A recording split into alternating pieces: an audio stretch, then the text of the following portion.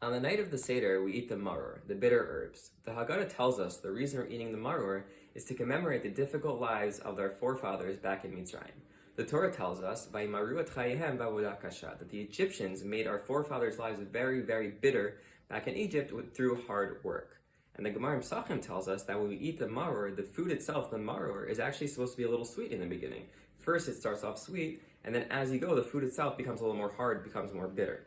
The question that the Ksav Sofer, who was Rav Avram Sofer, the son of the Chasim Sofer, he asked the following question. He says, I don't understand. If we're trying to commemorate the difficult lives of the Jews back in Egypt, why not take a food that is completely bitter, bitter from the get-go? Why are we choosing something that is first sweet in the beginning?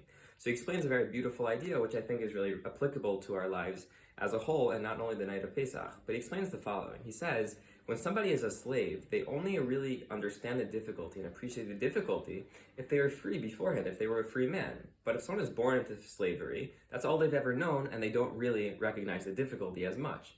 But if somebody first experienced the goodness, the freedom of being a free man, and then a slave, he recognizes the difficulty much more. And therefore, on the night of the Seder, to really appreciate the difficulty and the bitterness of the lives of our forefathers through this food, we first have to recognize the sweetness to really appreciate the challenges. And now, inverse is true as well, that in life, when we have something that is great and we really enjoy, or is really a happy moment for us, we really appreciate it that much more if we've experienced difficulty in the past.